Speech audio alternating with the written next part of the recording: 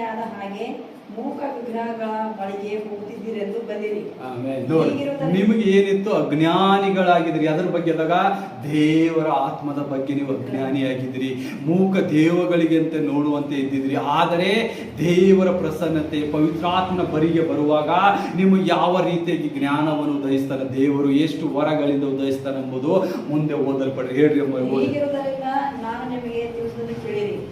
ದೇವರಾತ್ಮನ ಪ್ರೇರಣೆಯಿಂದ ಮಾತಾಡುವ ಯಾವ ಮನುಷ್ಯನಾದರೂ ಯೇಸುವನ್ನು ಶಾಪಗ್ರಸ್ತನೆಂದು ಹೇಳುವುದಿಲ್ಲ. ಆಮೇಲೆ ನೋಡಿ, ದೇವರ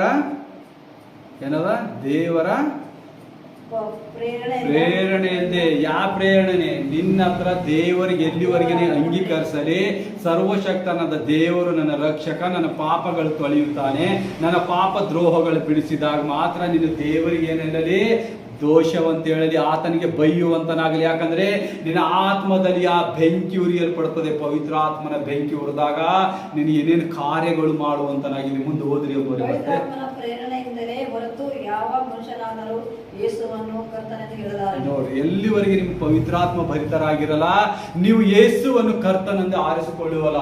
ಕರ್ತನು ಅಂದರೆ ಯೆಹೋವ ದೇವರು. ಯೆಹೋವ ದೇವರೇ ಈ ಸ್ವರೂಪವನ್ನು, ಯೇಸುವಿನ ಸ್ವರೂಪವನ್ನು ತಾಳಲ್ಪಟ್ಟಿದ್ದಾನೆ. ನೀವು ಬಹಳಷ್ಟು ನೋಡ್ಬೋದು. ನೀವು ಆದಿಕಾಂಡದಲ್ಲಿ ಎಕ್ಸೋಡಸ್ ನೋಡ್ರಿ, ವಿಮೋಚಕ ಕಾಂಡದಲ್ಲಿ ನೋಡ್ರಿ, ದೇವರು ತನ್ನ ಸ್ವರೂಪವಾಗಿ ಬಂದಿದ್ದಾನೆ ಅಂತ ಹೇಳಿ ಬರೆಯಲ್ಪಟ್ಟಿದೆ. 12ನೇ ಸಂಧಿ ಫುಲ್ಲಾಗಿ ಓದ್ರಿ, ನಿಮಗೆ ಸಿಗುವಂತದಾಗಿದೆ. ಅದಕ್ಕಾಗಿ ದೇವರ ಆತ್ಮನ ಪ್ರೇರಣೆಯಿಂದ ಯೇಸುವನ್ನು ಏನಂತೀರಿ? ಕರ್ತನೆಂದು ಕರೆಯಲಾರಿರಿ. ಎಲ್ಲಿವರೆಗೆ? ಆತನ ವರಗಳು, ಆತನ ಸತ್ಯತೆಗಳು ನಿಮ್ಮಲ್ಲಿ ಕೂನನೇ ಇಲ್ಲ. ನೀವು ಬೈಬಲ್ ಓದಿಲ್ಲ, ನೀವು ಸತ್ಯವೇದದಲ್ಲಿ ಮುಂದೋಗಿಲ್ಲ ಅಂದ್ರೆ ಯೇಸುವನ್ನು ಯಾವ ರೀತಿಯಾಗಿ ಕರ್ತನ ಅಂತ ಹೇಳ್ತೀರಿ? ಹೇಳುವುದಕ್ಕೆ ಸಾಧ್ಯವಿಲ್ಲ.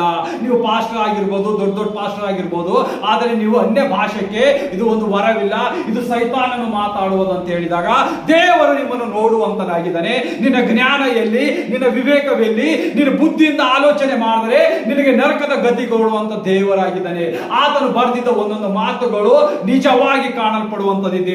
ಆತನಲ್ಲಿ ಒಂದು ಶೂನ್ಯವಾದ ನಿನ್ನನ್ನು ತೆಗೆಯುವಂತೆ ಅರ್ಹತೆ ಇಲ್ಲ. ಆ ಶೂನ್ಯಕ್ಕೂ ದೇವರು ಅರ್ಥ ಕೊಟ್ಟಿದ್ದಾನೆ.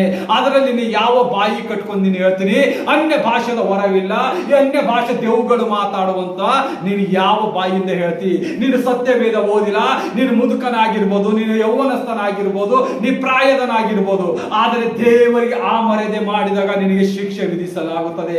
ಎಲ್ಲರನ್ನು ನೊಂದಿಸು. ನೀನು ಪವಿತ್ರಾತ್ಮನ ಹೃದಯವನ್ನು ನೊಂದಿಸಿದಾಗ ಆತನು ನಿನ್ನನ್ನು ಕ್ಷಮಿಸುವಂತನಲ್ಲ. Hallelujah, thank you lord Jesus. ಮುಂದೆ ಹೋದ್ರಿ ಅಮ್ಮೋರೆ. ಮತ್ತೆ ನೋಡ್ರಿ, ವರಗಳಲ್ಲಿ ಬೇರೆ ಬೇರೆ ವಿಧಗಳುಂಟು. ದೇವರಾತ್ಮನು ಒಬ್ಬನೇ.